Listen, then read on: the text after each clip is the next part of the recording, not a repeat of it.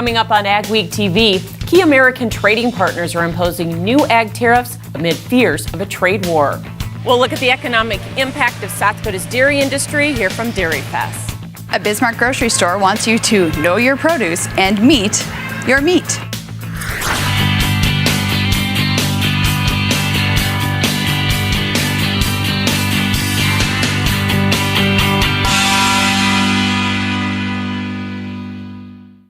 Welcome to AgweekTV. I'm Michelle Rook. A trade war may be developing with key trading partners. Canada, Mexico, and the European Union have taken retaliatory action against the U.S. in response to the lifting of exemptions on steel and aluminum tariffs last week. South Dakota Representative Kristi Noem, who serves on a key House committee that oversees trade, says she's concerned about the negative impact of the tariffs on the agricultural industry. I am hopeful that the administration is going to end up with much better trade agreements than what we've seen in the past. But in the meantime, we can't overlook the effect that these tariffs are having on markets each and every day. Noem doesn't think the tariffs will derail NAFTA renegotiations, but says they are discouraging.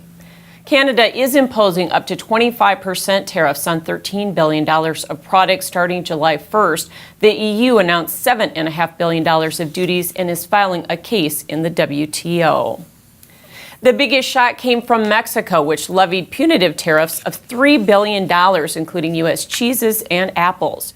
Plus, on Tuesday, Mexico put a 10% duty on U.S. imports of fresh pork shoulders and legs, ramping up to 20% by July 5th. Mexico is the top customer for U.S. pork by volume, so it's a huge hit to the industry. The other concern is the impact it may have on the NAFTA talks. Without a NAFTA, our producers would be losing over $14 a head at a $1.5 billion loss. She says U.S. pork producers are heavily reliant on exports as they now make up more than 25% of all sales. Meanwhile, U.S. senators, including Heidi Heitkamp, introduced legislation to require congressional approval of tariffs designated for national security reasons. And in other trade news, China announced a deal to buy $70 billion of ag and energy products if the U.S. dropped proposed tariffs. Minn-dak Farmers Cooperative is still slicing beets, a record late processing season that could stretch into July. It's due to an equipment breakdown in March. Minn-dak President and CEO Kurt Wickstrom says they still have more than 200,000 tons to slice. They put a large 2017 crop into storage, and processing was going fine until the company's diffusion tower broke down, which extracts the sugar. Last November, minn-dak projected a conservative payment of $32.50 per ton for the 2017 crop. On June 1st, they made a partial interim payment based on a projected $30 per ton, but Wickstrom says they're still aiming for $32.50. As we look at the campaign to date, and the improvement in extraction, the improvement in beet pulp pellet production, the improvements we've got in other areas of the factory, I think we've turned the corner, and most of our growers realize that and are committed to the long term for the cooperative. He says the beets are still storing well thanks to a cold winter and a chiller system they rented when they knew processing was going to run long. In 2011, the American Sheep Industry Association launched its Let's Grow campaign to boost a long-term trend of declining sheep numbers in the U.S., and it seems to be working. Jonathan Knutson visited Lillehaugen Farms near Brockett, North Dakota, where Maynard Lillehaugen and his son Luke discussed the U.S. sheep industry's rebound. The U.S. sheep industry, which had been declining for decades, is on the rebound. We're visiting with a North Dakota sheep operation that's benefiting from the trend. If we can hold it here, it looks good. Obviously, the more demand there is, hopefully the prices should go up. The Lillehaugen farm has had sheep on and off since 1895. In the 60s and early 70s, I ran quite a good-sized flock. And then we got rid of them for a while, and later on then when Luke got involved in 4-H and such, Luke got some sheep back on the place again. It was a good decision, partly because of growing consumer demand for lamb meat. The Lillehaugens raise a breed called Katahdins. They're a hair sheep, so you don't have to shear them. They'll shed off naturally. They're a little more moderate framed sheep, a little leaner meat, so they're strictly a meat breed. A little more docile and easy carrying sheep. The Lillehogans enjoy raising sheep and say the animals have an unfair reputation. Say sheep are a lot smarter than people think they are. Kind of hard to explain, but they are fun to work with. Human beings have been tending sheep for thousands of years. It's true in the 21st century too. For Ag Week, I'm Jonathan Knutson. Jonathan will have more on the Lillehogan operation in the next Ag Week magazine. Crop conditions are at historic highs. We'll have an update and market analysis up next on AgweekTV. Intelligent farming means more crop from every acre. That starts with smart machines and precision application. Introducing the new Rogator C-Series from Challenger, featuring a newer, smarter, more precise way to apply fertilizers and nutrients, more accurately and more efficiently than ever before, resulting in less overlap and less crop damage, all to make you more productive and more profitable. To find out more, contact Butler Machinery today. Micro Essentials is a premium phosphate product. It's a dry granular product. The main difference with a Micro Essentials type product is you have a homogeneous granule for the nitrogen, the sulfur, the phosphorus, and in this case, the zinc is all in one granule. If you ever have a desire or a need to learn more about what does sulfur do within a soybean plant, what does the potassium do for the corn crop, we have microessentials.com. We also have a great resource, cropnutrition.com. Small or large, Superior Grain Equipment has a storage solution for you with a wide variety of bin options and accessories, along with site planning and superior customer service. Plus, from top to bottom, we offer the industry's best bins and warranties to protect your products and your grain storage investment. Get superior quality, protection, and reliability with generations of experience and dependability. Make the superior choice today with Superior Grain Equipment.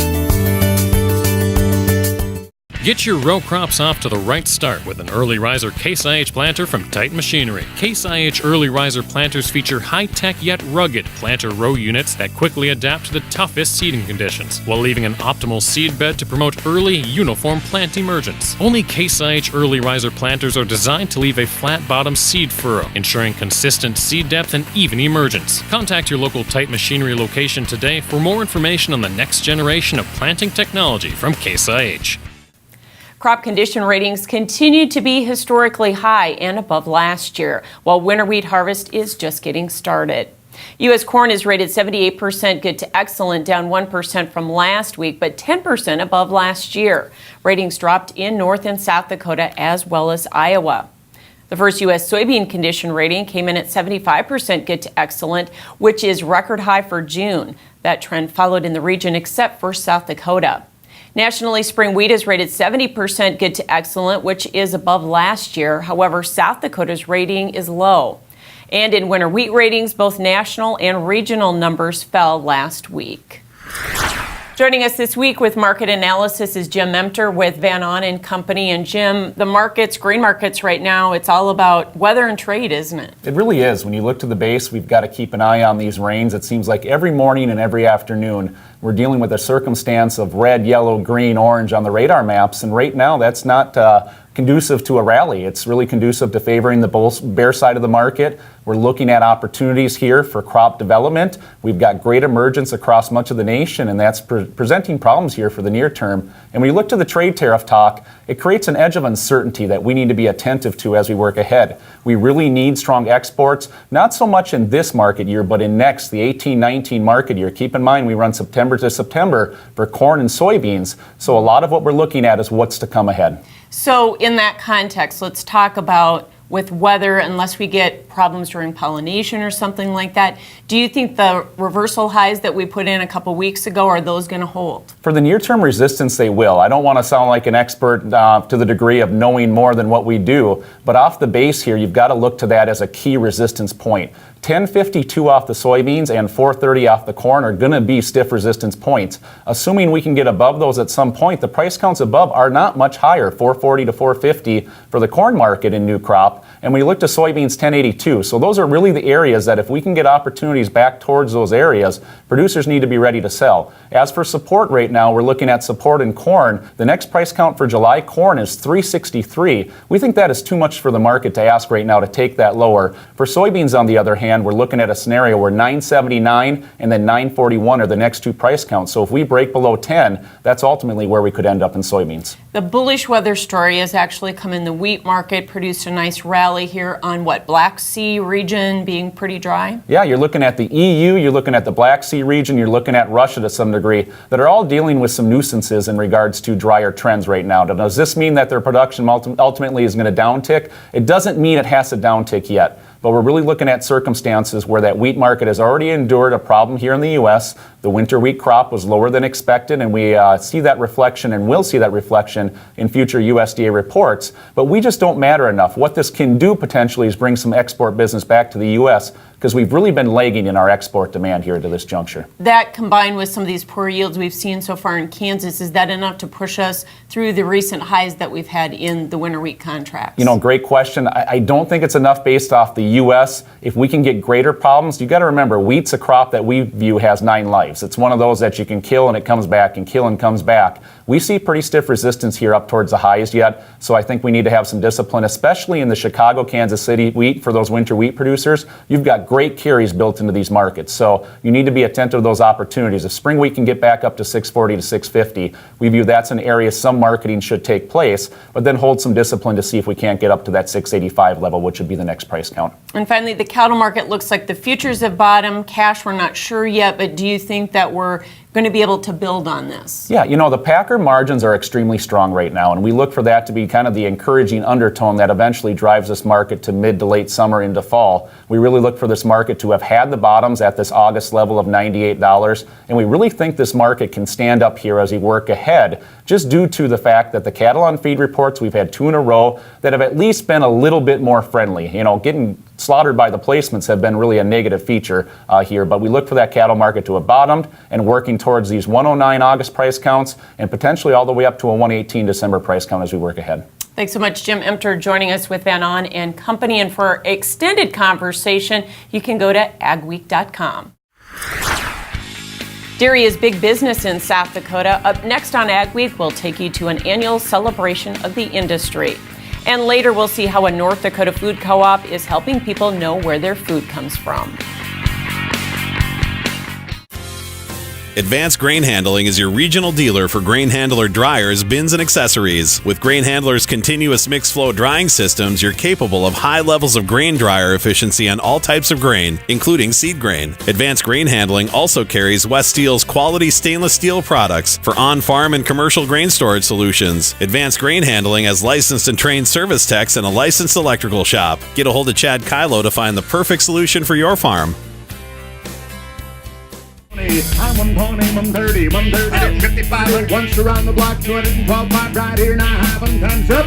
If you're thinking about selling a piece of land, or you're looking to sell some farm equipment, or if you're thinking about a retirement or involved in an estate, give us a call. We'll sit down and tell you all about the Steffes way. We think it's a good way. That's how we approach it. If any of those are in your plans, give us a call or go to steffesgroup.com. Learn all about us. Hope to hear from you. Get ready for the biological revolution. Enhanced by Ag Concepts is a scientifically designed foliar fertilizer formulated to quickly deliver essential nutrients to your crops for the greatest possible yields. I had a hail incident and I only had maybe beans that were 4 inches tall. I put some Enhance out. That seemed to really bring my beans back. Got 40 bushel beans compared to a 0. That's the best dollar ever spent. Join the biological revolution with Enhanced by Ag Concepts. Intelligent farming means more crop from every acre. That starts with smart machines and precision application. Introducing the new Rogator C-Series from Challenger, featuring a newer, smarter, more precise way to apply fertilizers and nutrients, more accurately and more efficiently than ever before, resulting in less overlap and less crop damage, all to make you more productive and more profitable. To find out more, contact Butler Machinery today. The dairy industry has a $2.7 billion economic impact in the state of South Dakota, with 274 million gallons of milk produced annually and 9 processing plants. The public got to see that firsthand at this year's Dairy Fest in Brookings. Through tours of the SDSU dairy processing plant and the carnival, families got to see the dollars involved in the dairy business. Each cow has an impact of about $26,000, and we have 120,000 cows right now in South Dakota. Here, especially on the I-29 corridor, it is huge. There's 3 of the major cheese plants within probably 50 miles of this university. And then the support for that is unreal. The jobs, taxes, and business that creates for local communities was evident on a tour of Old Tree Farms near Volga. We're milking about 1,400 animals, milking.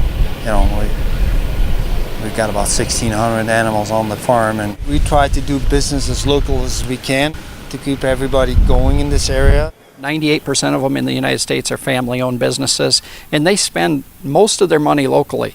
The other goal of Dairy Fest was to show the public how dairy products are produced. Speaker Sue McCloskey is doing that on her Indiana farm, one of the largest agritourism attractions in the U.S. Where we talk about how, safe, affordable, delicious, and nutritious milk is. She also helped develop Fairlife products distributed through Coca-Cola. About 3,000 people attended the 3-day Dairy Fest. More and more people want to know where their food comes from, and they want to buy local. The Bizman Food Co-op has been open for around 2 years. It gets products from about 20 local producers and is working to increase that number. Co-op manager Carmen Hoffner says their customers like supporting local producers and knowing how they produce their food. Since opening, we've tried to let people know exactly where our products are coming from and trying to clearly label everything so they know. And our suppliers and producers have been really great about labeling a lot of things for us before coming into the store, which helps dramatically. It's really nice being able to actually give people a name, say, oh, Dwight does such a great job, Jonathan and Hannah do such a great job. It's a lot of fun. People really appreciate that. Hoffner says the co-op is always open to offering new products and working with new producers. They sell produce, meats, baked goods, and other personal items. Some parts of the region got badly needed rain while others are still dry. What will the coming week bring? Here's your agri-weather forecast. Weather portion of Ag Week now, and we are approaching the middle part of June in this forecast period with a little arm, you might say, of hot weather sticking up through the Great Plains, but it won't last. The warm weather will be pushed back by a little meandering jet stream, and that's something that often happens in June. We get summery temperatures in June, but we get a jet stream that still thinks it's springtime this time of year, so it goes up and down, and we can get temporary cool weather intrusions. But generally speaking, the heat will stay mostly pretty far south where it's been. Texas will continue to be parched. Panhandle region will as well. But the warm weather will sag a little southward, and overall, the country is going to be a little bit milder top to bottom over the next week or so. The cooler weather will remain pretty far up north. Heading into the second week, which is truly the middle part of June, there will be a shift in the jet stream, which I think will pull some fairly hot weather back up into the southwest temporarily. And then our meandering jet is expected to bring a bit of cool weather into the northern plains as a low pressure trough develops. That could bring some late June rainfall as well. Stormy weather around the region, moving out of the region tonight, tomorrow, in through Sunday night, Monday, and then out of the northern plains region. Elsewhere, there's going to be a lot of rain in the southeast. It's been wet there. This week will be another wet week in the southeast. A couple of weather systems will bring scattered showers and storms from time to time, and we're not skipping the Corn Belt either. There will be a few periods of showers and thunderstorms around many areas of the central and western Corn Belt as well. The second week, precipitation-wise, is going to bring, I think, a pretty good chance of rain into the northern plains. As this jet stream buckles, there will be a chance, I think, for some pretty good rainfall. The heat will mostly stay a little further south. June storms, difficult to forecast because they're random and a little bit of a cooling trend. Luckin Trucks and Parts sells quality used parts for all makes and models. With over 50 acres of trucks and parts and new inventory arriving daily. Family owned and operated since 1966, Luckins specializes in the sale of quality used medium to heavy-duty truck parts as well as pre-owned trucks, trailers, and construction equipment. If it's on a truck, we got it. Call us today and let us get you your part. Total Ag Industries is the leader in total control. The future of ceramic nozzle technology is here today with the Total Ag Air Induction Turbo Nozzle, the only ceramic triple spray nozzle on the market. Works with all sprayers for better weed control and wheel tracks. Are you ready for a longer lasting sprayer nozzle? Call 701-636-4524 for 10% off your first order or go to totalag.com to learn more. Get your row crops off to the right start with an early riser Case IH planter from Titan Machinery. Case IH early riser planters feature high-tech yet rugged planter row units that quickly adapt to the toughest seeding conditions while leaving an optimal seed bed to promote early, uniform plant emergence. Only Case IH early riser planters are designed to leave a flat-bottom seed furrow, ensuring consistent seed depth and even emergence. Contact your local Titan Machinery location today for more information on the next generation of planting technology from Case IH. Superior Grain Equipment offers storage and drying solutions designed for your grain handling needs. Mixed flow grain dryers from Superior offer even heating to reduce heat stress cracking, so you get higher quality grain, higher test weights, and better prices. Plus, they use half the energy of conventional screen dryers. Experience cost savings and superior grain conditioning. Make the superior choice today with Superior Grain Equipment.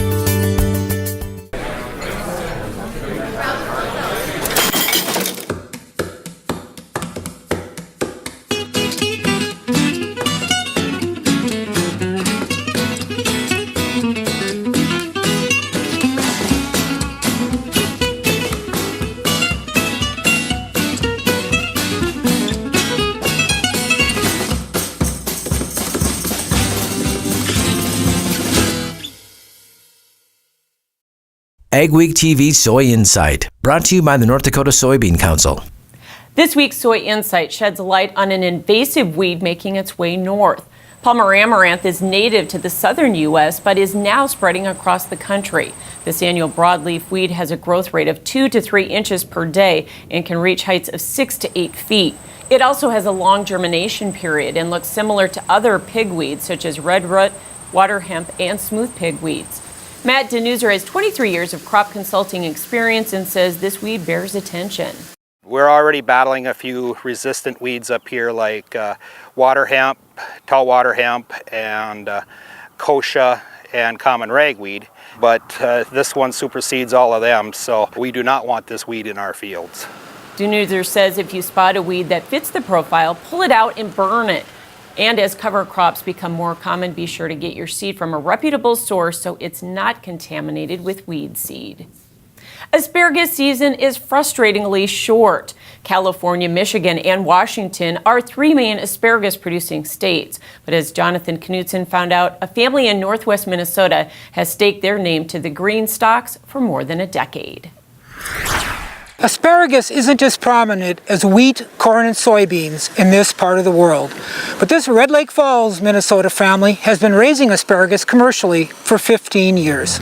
Started out just planting a few seeds in the garden. For Sharon Weiss, it grew into a project to help pay college costs for her 4 children. Pretty soon we had rows, which now have become fields for us. 13 acres of fields, which should produce more than 15,000 pounds of asparagus this season. Sharon and her husband Ron, a full-time farmer, operate Weiss Asparagus Farm along with their 4 grown children. They also have 15 part-time employees. A lot of hand labor. The harvest is easier with the help of custom-designed and built harvesters that are operated by foot.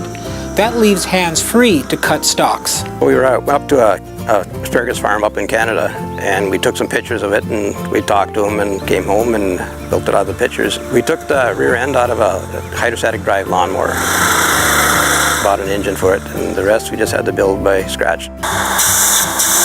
The asparagus is then processed with special equipment from Holland, but it still requires extensive hands-on work. and get a good crop harvested. And when you bring it into the stores and they say how good it looks, I guess that's satisfying. In medieval times, asparagus was eaten mainly by the aristocracy and the wealthy. Today, everyone can enjoy it. For Ag Week, I'm Jonathan Knutson. Stalks are harvested every day from late April through late June. Weiss's asparagus is sold in area grocery stores and directly to consumers. Still ahead on Ag Week TV, a Minnesota farm has a 1 in 11 million birth. Where do you go for the latest news in agriculture? Ag Week magazine. Reaching over 70,000 farmers and ranchers in North Dakota, Minnesota, South Dakota, and Montana. Ag Week provides the most up-to-date information on the markets, the trends, and the people who make it all happen. We're your source for news, not fluff. Dependable, trusted. Ag Week. Subscribe today by calling 1-800-811-2580. Ag Week is excited to bring you the Ag Week app with useful features and the latest news and information right at your fingertips. Get your Ag Week news, weather, and the latest episodes of Ag Week TV.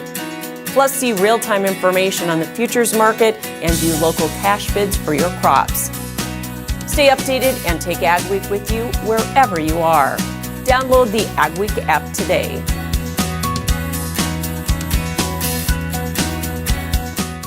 Every year, 40% of all food in the U.S. never gets eaten. 40%. That's almost half the food we produce. Food waste is a serious problem. It impacts all of us. And it's expensive. Your family is throwing $1,500 a year in the trash. We're working hard to put food waste on the chopping block. And you can do the same at home. Learn how to cook it, store it, and share it. Just don't waste it. Go to SaveTheFood.com. I'm Jenny Garth, and as a mother of 3, I know kids worry about a lot of things. Getting enough food to eat shouldn't be one of them.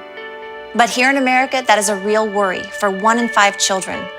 Even though we are one of the most food-rich countries in the world, 15 million children don't know where their next meal is coming from. This is unacceptable, and something the Feeding America nationwide network of food banks is working to solve. Instead of accepting that our country lets billions of pounds of surplus food go to waste every year, Feeding America has made it their mission to help families in need by rescuing this food.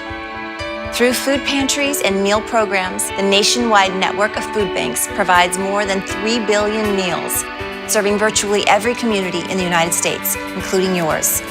Join me in supporting Feeding America and your local food bank by visiting feedingamerica.org. Together we can solve hunger. Together, we're feeding America. There was a 1 in a million birth on a central Minnesota farm recently. Make that 1 in 11 million. One of Chuck and Deb Beldo's cows gave birth to quadruplet calves at their Sabika farm. A quadruplet pregnancy in a cow is said to be a 1 in a 700,000 occurrence. The odds of all 4 calves being born alive is 1 in 11.2 million. Deb Beldo says they were coming home from visiting a grandchild born on May 24th when they noticed one of their cows giving birth. And then as we drove down there, I saw 3, and then I turned around. He was on a 4-wheeler and I was on one, turned around and I went. The calves are small and had to be bottle fed. The Beldos say it's been a lot of work, but they've been hearing from people all over the world thanks to a Facebook post that went viral. They say they may end up keeping the quads as pets.